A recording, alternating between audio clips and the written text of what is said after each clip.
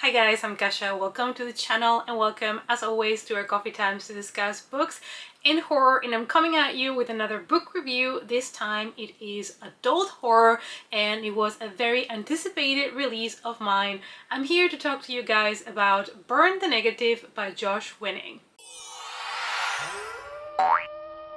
It's coffee time!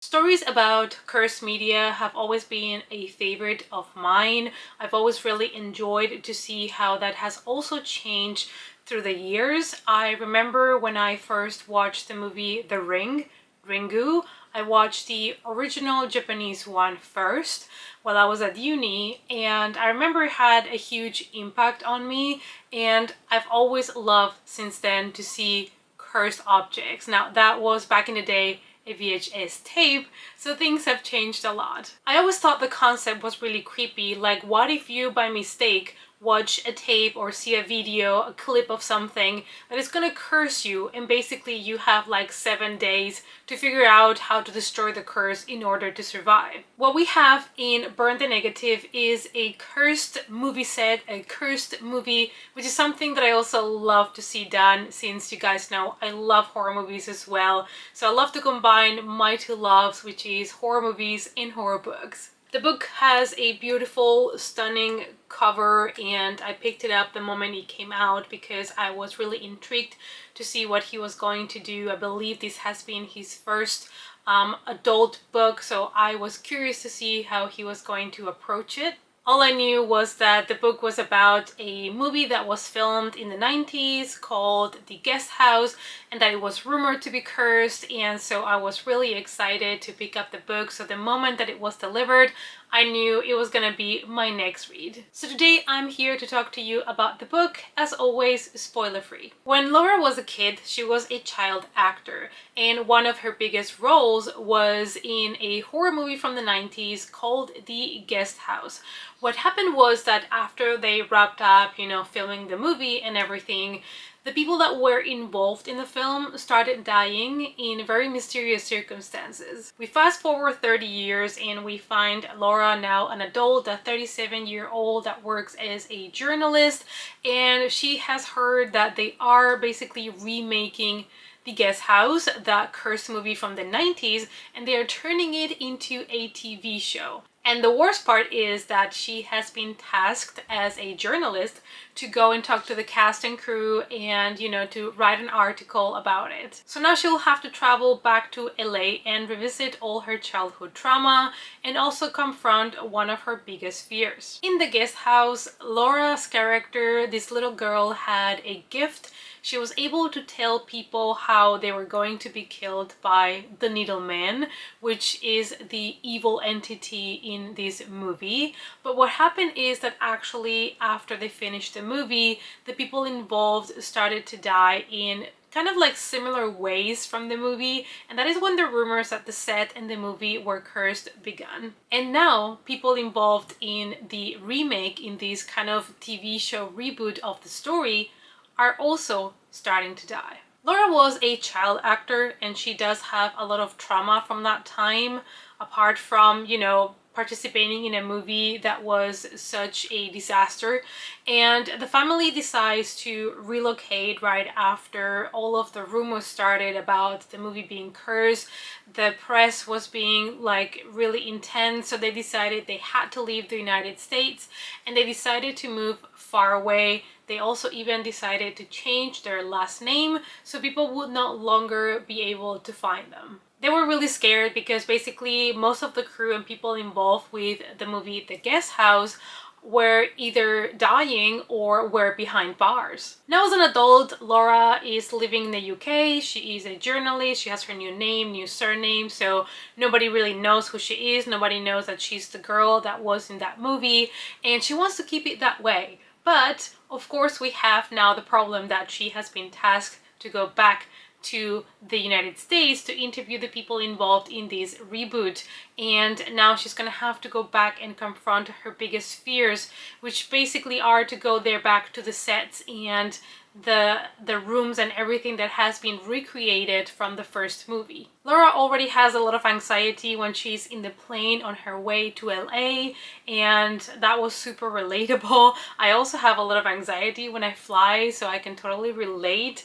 And Laura is starting to get really scared about, you know, revisiting her past, because to be honest, Laura still has nightmares, and in her nightmares she still can see the Needle Man. I thought Laura as a main character was really interesting because she had so many layers to her, and it was really interesting how she was changing throughout the book. One of the topics that the book addresses is child stars. We have that child star syndrome, which is when a kid that's really young gets a couple of really good roles and it's rocketed to stardom, and then it's really hard for kids sometimes to cope with all the attention. Some of them do achieve successful careers. Some of them, though, have kind of disorders when they grow up, and other ones just decide to leave Hollywood immediately, which is what happened to Laura here. Laura's mother has always put a lot of pressure on Laura when she was young, and we get to explore parents that are toxic.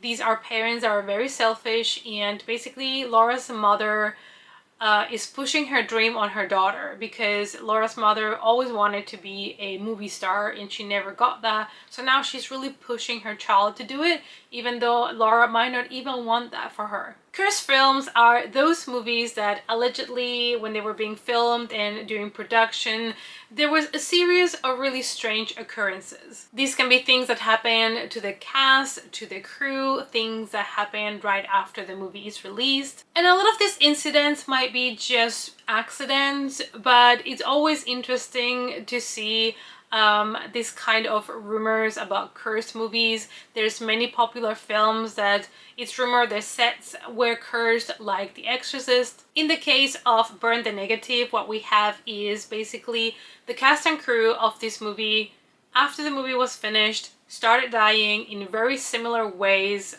as the movie, and also there were really mysterious death circumstances, so everybody started to wonder if the movie was cursed or even if the Needle Man is actually real. Let's talk now about the Needle Man, because this is a very basic concept in horror, which is the boogeyman. Every country has a boogeyman. You can call it however you want to, but we all have a story of some sort of monster that we tell our children it's gonna come and take them away if they are not nice. And every country has this concept of this boogeyman. And in the case of Burn the Negative, we have the Needle Man, which was one of the characters of the guest house of the movie, and I thought it was really nice to see because it's something that is typical in horror, but that we all love to see. And I like that kind of mystery around him. Like, we don't know who played the Needle Man. We don't know if it's real, if it's not. Why is Laura having these nightmares with the Needle Man? So I love that they introduce a kind of ambiguity. And in this book we have another really interesting character, which is a psychic. So psychics are people that have special abilities to like feel and sense things that the normal person cannot, and they have their own ways to communicate with the world of the dead. And there's so many different ways of doing this. There are so many different types of psychics as well, but I love to see a character in this book that was a psychic, because it's not something that you see all the time in horror, and actually it makes a lot of sense. I feel like in real life a lot of people, if they are experiencing this kind of you know, like nightmares and hallucinations or whatever they think is going on, if they feel like there's a ghost around, like, you probably will go to a psychic. And even though there is nothing that proves that what they do is real and is scientifically, you know, accurate, a lot of police investigations still do involve psychics. So there is something there that makes some people believe that there is some truth to them. This book includes mixed media, and honestly I loved those bits so much. I am a sucker for mixed media, and I wish we would have gotten even more stuff. So the majority of the mixed media documents that you're gonna find in this book are documents related to the movie, The Guest House, and it is scripts or things related to the film, and they are all in between chapters. This is to help you kind of understand the background of the story, what happened back in the 90s, to bring a little bit more of light of who was there and what happened while they were filming this film. And also, I have to say that, you know, you can tell by the way that he writes that he loves horror. He is a horror buff and he loves horror movies. And you can tell, I think if you are a horror fan, you're gonna feel that and you're gonna really enjoy it, because there is many reference to horror movies like Scream, The Exorcist, Candyman, even Charmed. Like, there's a lot of cool references to horror. And also, let's not forget that our main character is called Laura Warren, which I know they changed the surname because, you know, they had to leave the Hollywood life, but we all know who the Warrens are thanks to the Conjuring universe. If you had not heard about them before, by now you probably know who they are, which were, you know, paranormal private investigators. So you can tell that he's putting all of his love for horror in the book. The main character was quite complex, but it was really well written, and I feel like you as the reader really do go through a journey with her, exploring her past and kind of figuring out where she is as well now in the present. The book has short chapters and it is quite fast-paced, so you can read this book fairly quickly. I found myself really engaged with it and I finished it also really quickly because I just wanted to know. The creepiest parts of the story for me were when we were in the movie set. I think there's always something so special about, you know, a movie set, maybe when everybody's already left for the day and the lights are off, and there's something so atmospheric about it, and I love to see that in books. So I love to see the movie sets that they built that were similar, you know, to the house from the movie from the 90s, and I was really excited every time that we would be like in that scenario in the movie sets. But there are many other great locations, many other great atmospheric moments and scary moments, scary visuals that are gonna be in your brain, and we are kind of trying to help Laura figure out what's going on with her, and we are a lot as well inside of her mind, so there is a psychological horror aspect to the story as well. Once the action starts, is a non-stop roller coaster of things happening, twists and turns, so you're gonna be entertained up to the very end. And from the psychological part, we're gonna start wondering, you know, is this movie really cursed? Does the Needle Man exist? What happened to Laura when she was a kid? Josh Winning loves books and movies, and he's a horror buff, but he also loves nostalgia, and I know that he loves a lot The Labyrinth and Jim Henson, but he also loves Dark Crystal and The Neverending Story, so he loves all of those good old school movies, and honestly those are also some of my favorites. And if you also love those movies like Labyrinth, The Dark Crystal and The Neverending Story, you should check out his book The Shadow Glass, because it is kind of like a fantasy book that really will remind you of this type of stories. He has also been writing for Total Film magazine for over a decade, and he also participates in a podcast. The podcast is called Torn Stubs, and he also has other books published under Joshua Winning, and one of them is a book that he co-wrote that I really enjoyed called Camp Carnage, because it is a slasher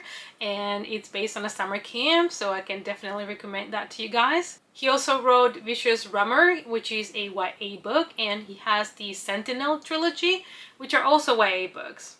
As with many horror stories, this book is truly about who we are and what shaped us into the person that we have become. Childhood trauma, our guilt, our secrets, and the pain that we keep inside of us. I really love to hear so much about the movie and the production and the things that happened to the film. I love to see also the mixed media introduced, and due to the mixed media, I think this is a book I would rather read in physical, even though there is also the possibility of getting this in audiobook. Burn the Negative, it is both a homage to slasher horror movies and also explores the trauma of childhood actors. So I thought it was a really well balanced book, and I loved how both things kind of intertwined. I think if you enjoy other horror authors that are also fun to read and they're horror buffs themselves, like Grady Hendrix or Clay McLeod Chapman, I think that you will enjoy also this book. This was my spoiler-free review of Burn the Negative by Josh Winning. I hope that you enjoyed the video. Let me know down below what is your favorite book or movie about a cursed tape or clip or game or anything like that. Let's talk about it in the comments down below. Thank you guys as always so much for watching, and I hope to see you all as always in our next coffee time. Bye.